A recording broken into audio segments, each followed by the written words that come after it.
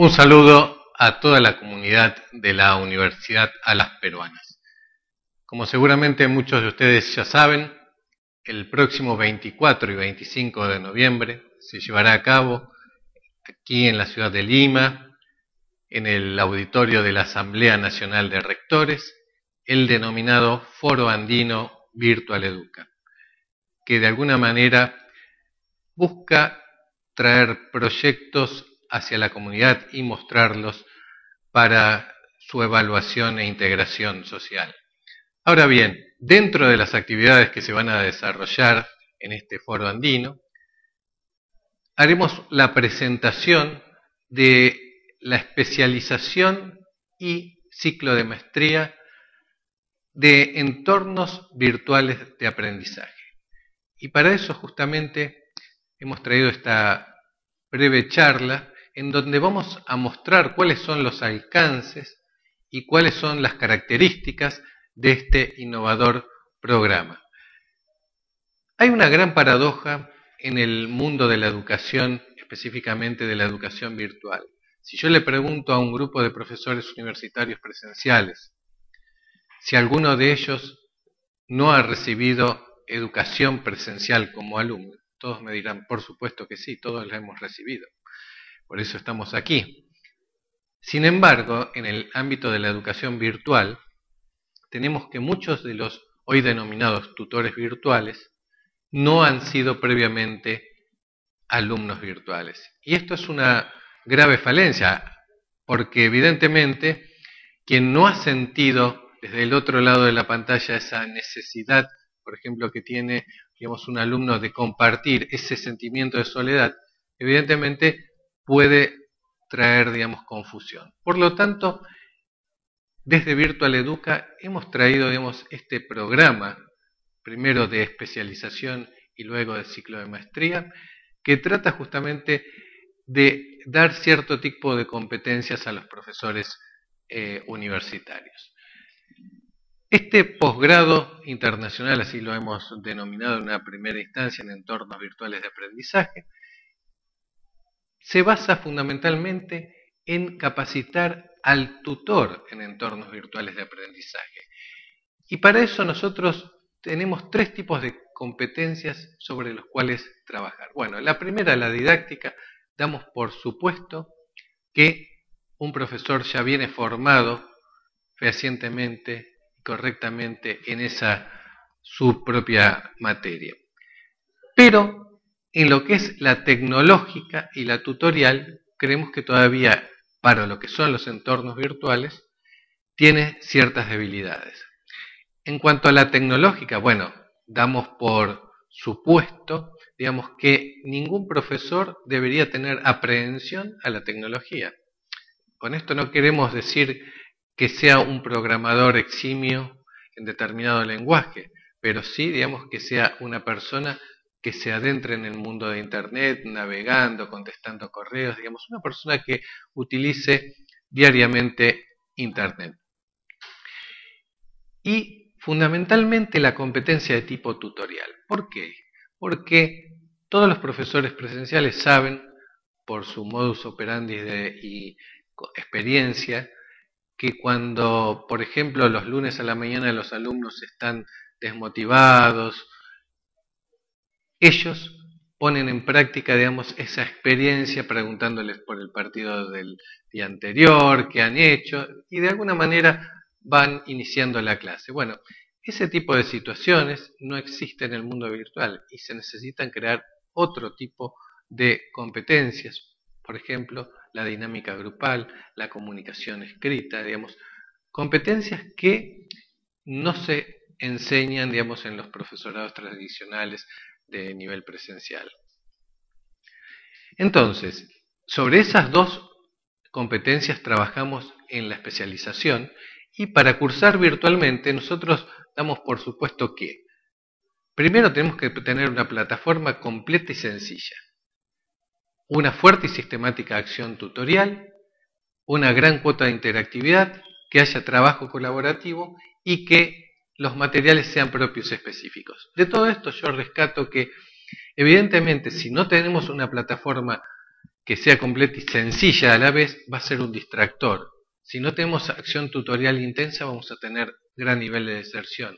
Si no tenemos cuota de interactividad, va a ser un curso de uno hacia muchos y nada más que eso. Si no tenemos trabajo colaborativo, nos vamos a terminar aburriendo.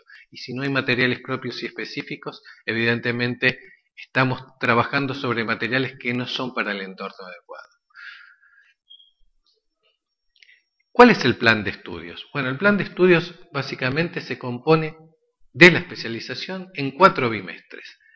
En el primer bimestre vemos la materia del docente tutor en entornos virtuales de aprendizaje y la otra materia, comunicación y comunicación visual en entornos virtuales de aprendizaje.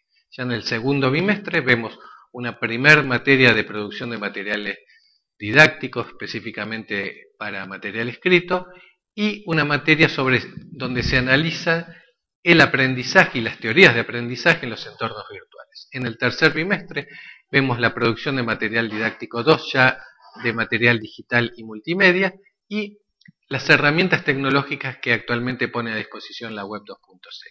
Y en el cuarto bimestre ya tenemos la gestión docente de plataformas, donde vemos las plataformas desde el lado del administrador, y una materia final que se llama proyectos de educación virtual. Esta materia dura un mes más, además del bimestre que le corresponde, por ser la materia del trabajo final, con la cual los alumnos, a manera de tesina, digamos, van a finalizar este ciclo.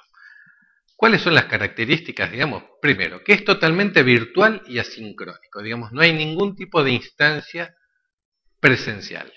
Y asincrónico, digamos, en el sentido que el alumno no necesita estar online en determinado momento porque no tenemos, por ejemplo, algún tipo de videoconferencia en vivo o un chateo determinado. Segundo,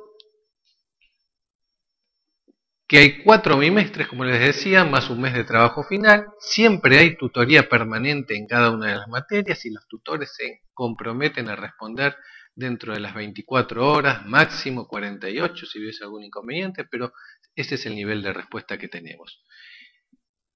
El campus tiene una interfase muy amigable, no es un distractor pedagógico sobre lo que queremos enseñar.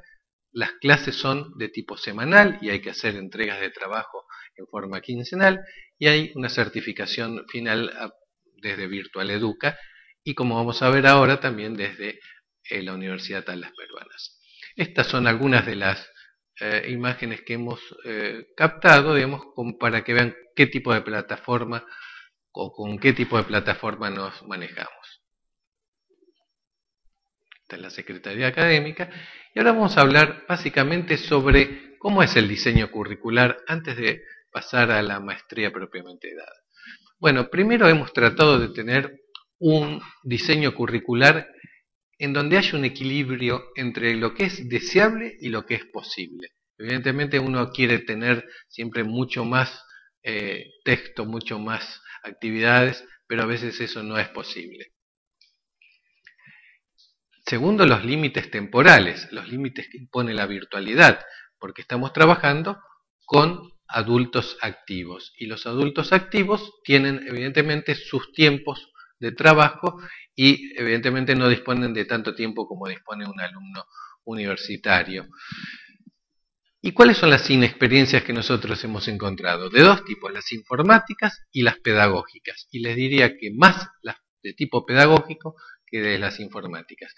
Tengan en cuenta que la mayoría de nuestros alumnos son profesores de nivel universitario. Hay algunos también de nivel secundario, pero la mayoría son de un nivel universitario. Y en este diseño curricular siempre estamos tratando de balancear entre extensión y profundidad de lo que damos. Y también como docentes somos coherentes con lo que postulamos o tratamos de inculcar eso a nuestros alumnos propiamente dicho. Y de todo lo que hacemos tratamos de que haya una variedad, no solamente la clásica situación de opinar en los foros de discusión.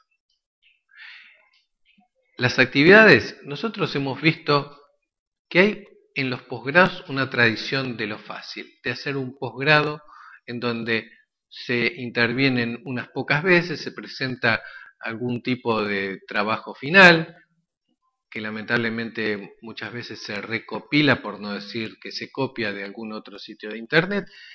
Sin embargo, nosotros hemos querido tener un posgrado de calidad, un posgrado, digamos, que no sea de educación light y centrado en el alumno, digamos, quiere decir justamente que las actividades que proponemos son para que el alumno las lleve a cabo, digamos, el docente en todo caso pasa a ser un facilitador.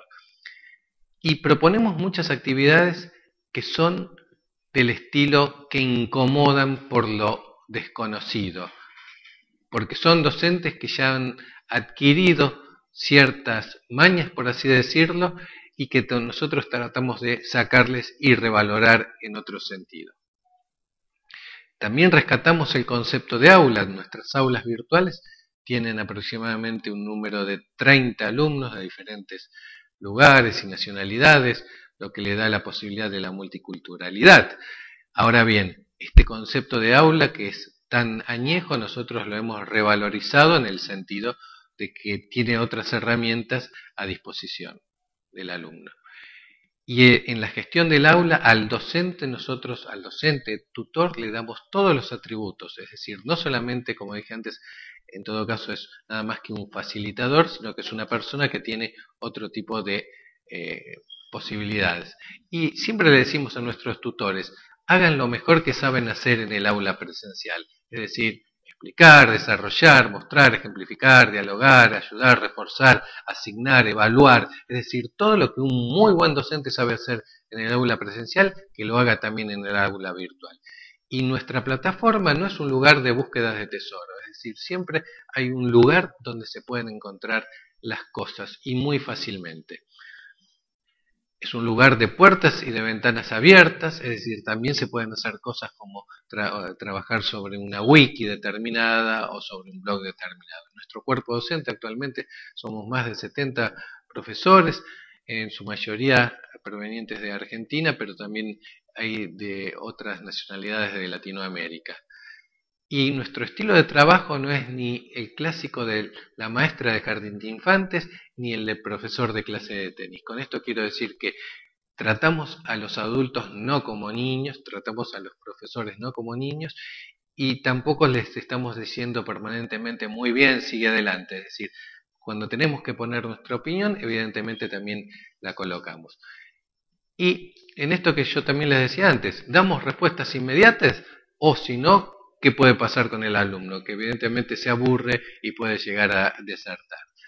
Somos, en todo caso, un grupo de docentes que tratamos de ser proactivos y que de esa manera, como les decía antes, inculcar con el ejemplo para que ese docente universitario luego lo pueda transmitir al resto de sus alumnos. Docentes proactivos y donde haya foros equilibrados.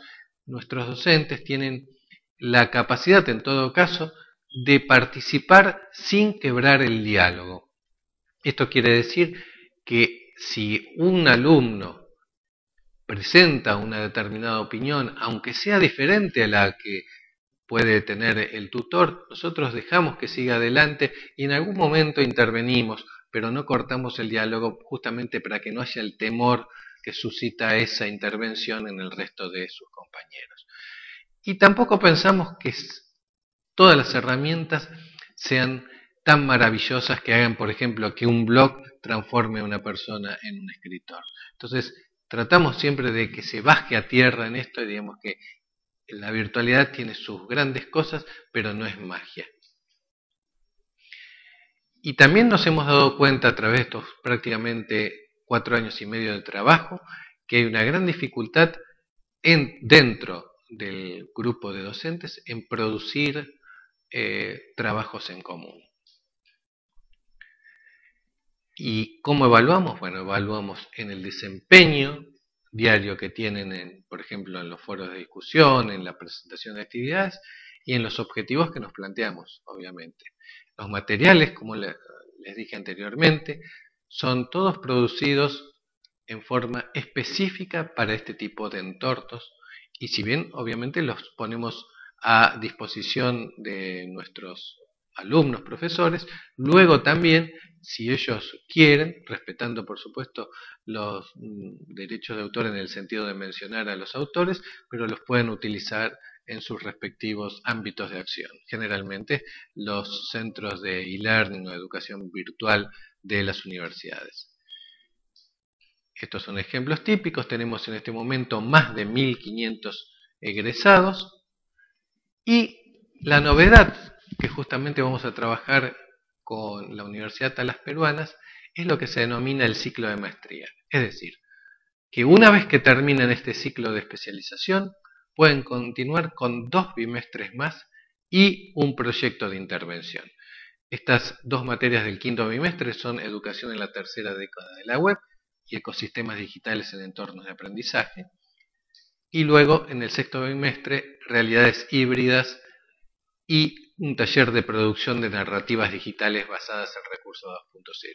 Una vez que terminan estas 4 materias del quinto y sexto bimestre, pasan a desarrollar durante 4 meses un proyecto de intervención, que es continuidad del que habían realizado como última materia en el ciclo de especialización. Una vez finalizado este ciclo de maestría y anteriormente habían terminado el ciclo de especialización, el alumno, en este caso el profesor universitario, recibe el título de Magíster en entornos virtuales de aprendizaje. Toda la información que ustedes pueden requerir se encuentra en nuestro portal del Instituto de Formación Docente de Virtual Educa, que es www.virtualeduca.org/IFD. Ahí entonces pueden encontrar este tipo de información que les acercará la currícula de todas y cada una de las materias, tanto del ciclo de especialización como del ciclo de maestría. Con la Universidad Alas Peruanas, el Instituto de Formación Docente de Virtual Educa firmará un convenio, entonces mediante el cual todos los alumnos, todos los profesores universitarios, no solamente de la Universidad Alas Peruanas, sino de otras universidades del Perú, van a poder realizar esta maestría. Espero haber sido lo suficientemente claro y que desde aquí, desde Perú, tengamos una muy buena cantidad de profesores interesados en esta maestría. Muchas gracias.